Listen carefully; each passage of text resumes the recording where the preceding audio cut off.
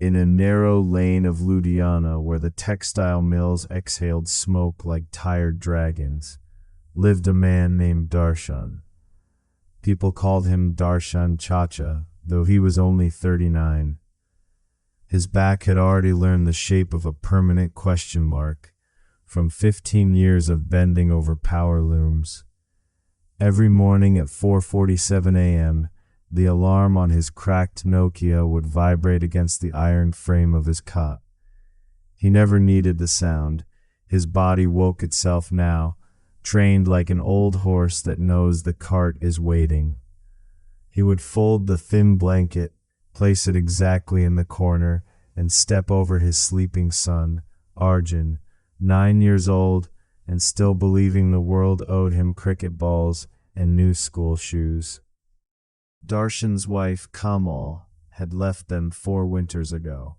Not dramatically. She simply stopped eating one day, grew quieter each week, and one morning was gone, body and breath together.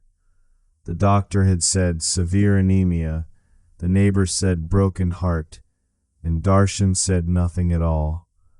He just started working an extra shift. He repaired looms now.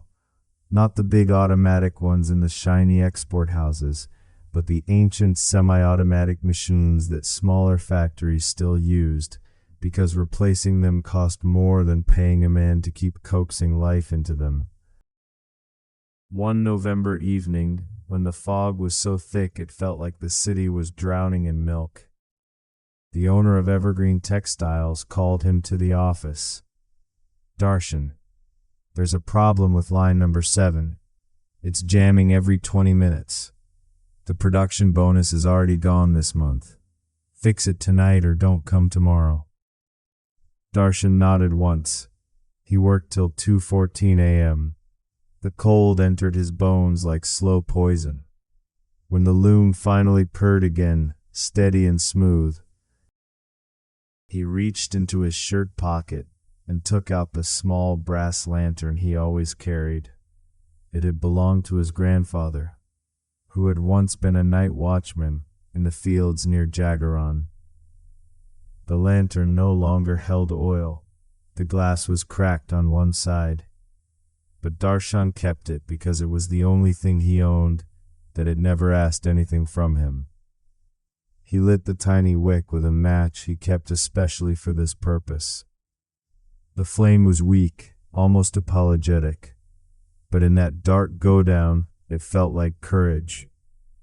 That night he did something he had never done before. He spoke to the lantern. "Bas itna hi," he whispered. "This is all there is?" The flame moved slightly, as if nodding. Darshan laughed, a small, surprised sound. He hadn't laughed in 3 years. Next morning, he didn't go straight to the factory. Instead, he walked to the scrap market behind the railway line. Among piles of rusted angles and discarded fan blades, he found what he was looking for: an old bicycle frame, bent but salvageable, and a small dynamo that had once powered someone's tail light. For the next 11 weeks, he worked in secret. Every night after Arjun slept, Darshan would sit under the single bulb in their one-room house and build. He used pieces of loom belt for straps, old spokes for supports, bicycle chain for tension. The lantern went at the front, now cleaned, polished, and fitted with a proper wick holder. When the dynamo turned, it lit the lantern brighter than it had ever been. He called it the night lantern rickshaw. It wasn't beautiful. The frame was crooked, the seat was a cut piece of plywood, the wheels wobbled. But when the pedals turned, the dynamo hummed, and the lantern threw a steady circle of yellow light 6 feet ahead. On the first Sunday of February, Darshan took it out. He started at the grain market at 4 a.m., carrying the earliest traders in their sacks. Then he moved to the hospital crossing, ferrying nurses coming off night duty. By 6:30 he was outside the railway station, taking people to hotels and guest houses. He He charged 8 rupees for short rides, 12 for long ones.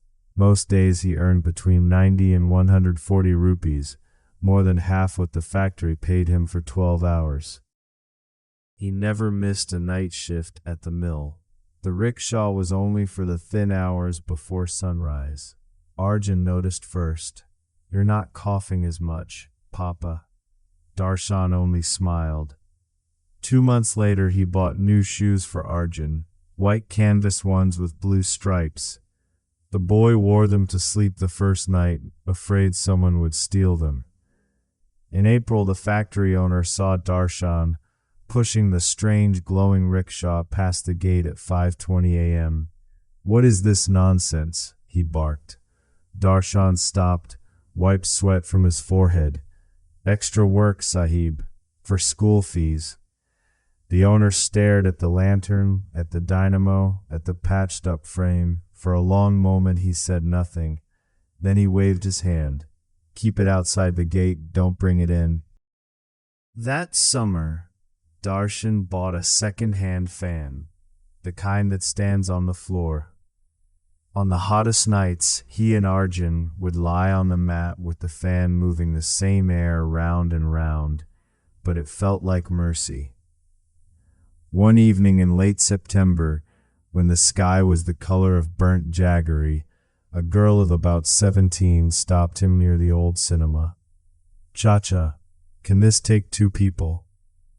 Darshan looked at her and the small boy holding her hand. Both were wet from sudden rain. "Yes, Bitiya," carefully. He helped him sit. The boy was maybe 4, shivering. The girl wrapped her dupatta around him. They rode in silence for 10 minutes. When they reached a narrow gully near the leather market, she pressed 40 rupees into his hand. "Keep the change," she said. "And thank you for the light." He's scared of dark roads. Darshan looked down at the boy, who was staring at the lantern like it was a magic trick. That night, Darshan added a small metal box behind the seat.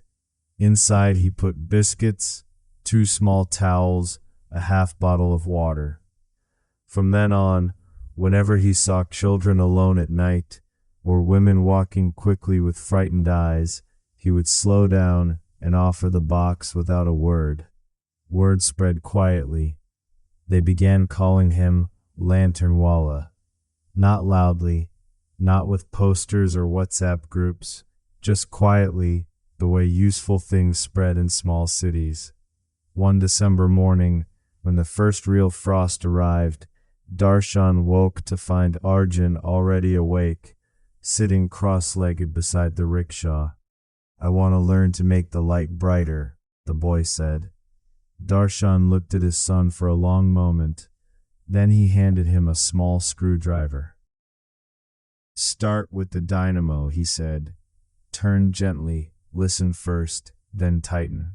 Outside, the city was still mostly asleep. Only the earliest street dogs and the lantern were awake, both watching the boy and his father work side by side in the pale morning. The flame flickered, small but stubborn, and for the first time in many years, Darshan did not feel like the question mark. He felt like the answer.